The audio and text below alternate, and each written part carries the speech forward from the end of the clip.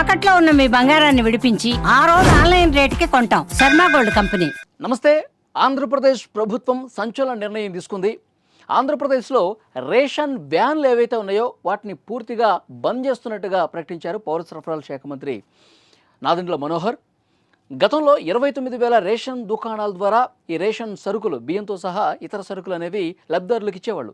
కానీ ఎప్పుడైతే జగన్మోహన్ రెడ్డి గారు ముఖ్యమంత్రి అయ్యారో, ఎప్పుడైతే వైసీపీ అధికారంలోకి వచ్చిందో రేషన్ వ్యాన్లు తీసుకొచ్చారు. ప్రతి ఇంటికి వెళ్ళి రేషన్ ఇస్తాము, సరుకులు ఇస్తామని చెప్పి గత ప్రభుత్వం ఆ విధంగా చేసింది. కానీ మొత్తం కూడా 29,000 రేషన్ దుకాణాలు ఉంటే వైసీపీ కేవలం 9,000 రేషన్ వ్యాన్లతో ఈ బియ్యంతో పాటు ఇతర సరుకులు సరఫరా చేసేది. కానీ మిగతా 20,000 దుకాణాలకు సంబంధించిన వ్యాన్లు ఏమైపోయాయి? బియ్యం పూర్తిగా పక్కదారి పట్టాయి. బియ్యాన్ని ఒక గ్రీన్ ఛానల్ ఏర్పాటు చేసుకుని ఆ గ్రీన్ ఛానల్ ద్వారా పెద్ద మొత్తంలో బియ్యాన్ని అక్రమ మార్గంలో విదేశాలకు తరలించేశారు. దీని మీద ప్రస్తుతం చర్చ జరుగుతుంది. సో ఇన్వెస్టిగేషన్ చేస్తే కొన్ని వాస్తవాలు బయటకు వస్తున్నాయి. IVRS ద్వారా సర్వే చేస్తే 30% మందికి లబ్ధిదారులకు రేషన్ సరుకులు అందలేదంట గత 5 సంవత్సరాల కాలంలో. ఎందుకు అందలేదు? ఎందుకంటే 20,000 దుకాణాలని పూర్తిగా అటు ఆ షాపులకు వచ్చేటువంటి బియ్యాన్ని, ఇతర సరుకుల్ని దారి మళ్లించేశారని చెప్పి ఈ సర్వేలో తేలింది.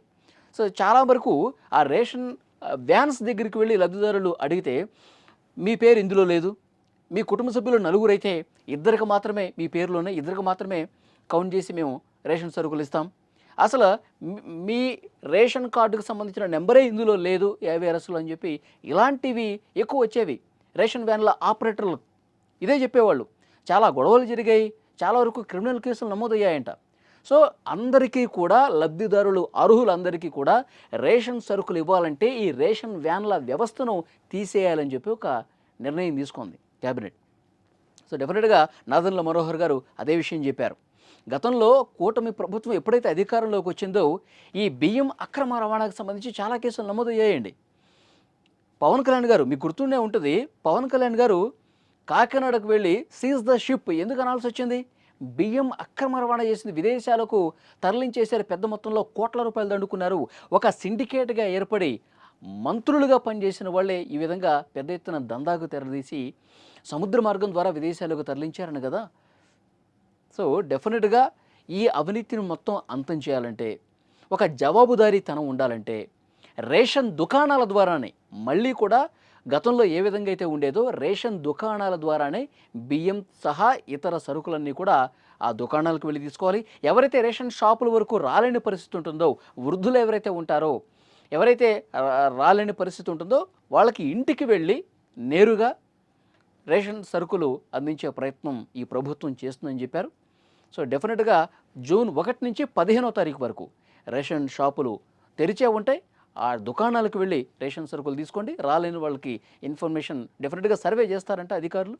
ప్రతి ఇంటికి వెళ్ళి ఎవరైతే రాలేని వాళ్ళు ఉన్నారో వాళ్ళకి ప్రత్యక్షంగా అందించే ప్రయత్నం జరుగుతుంది.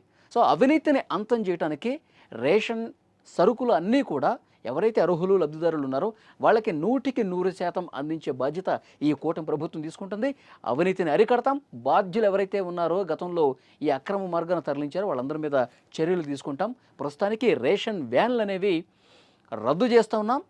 ఈ రేషన్ వ్యాన్లు ఏవైతే 9,000 ఉన్నాయో వీటన్నిటిని కూడా ఉచితంగా లబ్ధిదారులు ఎవరైతే ఉంటారో వాళ్ళకి అందజేసే ప్రయత్నం చేస్తాం. నిజాయితీగా ఈ ప్రభుత్వం పనిచేస్తుంది. రేషన్ దుకాణాలు 1వ తారీఖు నుంచి 15వ తారీఖు ఉంటాయి, అక్కడే తీసుకోండి అని చెప్పి నాదెండ్ల మనోహర్ పౌర సరఫరాల శాఖ మంత్రి తెలియజేసినటువంటి పరిస్థితి ఉంది. ఫ్రెండ్స్, మీకేమనిపిస్తోంది? రేషన్ వ్యాన్లని కట్ చేయటం అనేది కరెక్టేనా?